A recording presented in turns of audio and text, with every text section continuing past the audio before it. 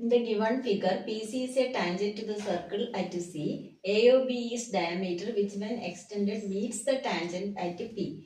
Find CBA and BCO. CBA എന്നുള്ള ആംഗിളും ഈ ആംഗിളും കാണും BCO. അപ്പോൾ നമുക്ക് തന്നിട്ടുണ്ട് PCA. ആംഗിൾ PCA 110 തന്നിട്ടുണ്ട്.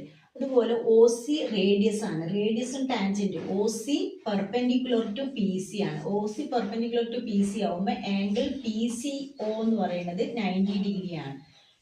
അതായത് റേഡിയസും ടാൻജന്റും പെർപെൻഡിക്കുലർ ആയതുകൊണ്ട് ആംഗിൾ PCO എന്ന് പറയുന്നത് 90 ഡിഗ്രി.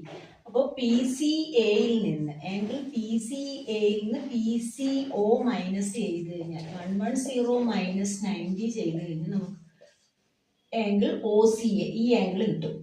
അപ്പോൾ OCയും OAയും ഈക്വൽ ആയതുകൊണ്ട് ആംഗിൾ OCA എന്ന് പറയുന്നത് ആംഗിൾ OACക്ക് ഈക്വൽ ആണ്. അപ്പോൾ അത് രണ്ടും 90 ഡിഗ്രി ആയി. ഇനി ഇൻ ട്രയാംഗിൾ CBAയിൽ ആംഗിൾ സം പ്രോപ്പർട്ടി.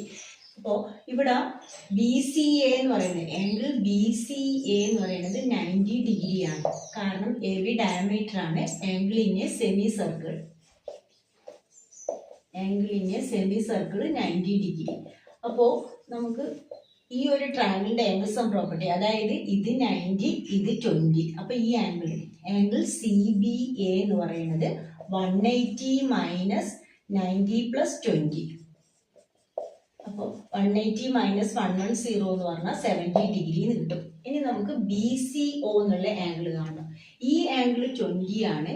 BCA എന്ന് പറയുന്നത് 90 ആണ്. അപ്പോൾ ആംഗിൾ BCO എന്ന് പറയുന്നത് 90യിൽ നിന്ന് 20 മൈനസ് ചെയ്യുക. അപ്പോൾ 70. BCOയും 70 ഡിഗ്രി, CBAയും 70 ഡിഗ്രി.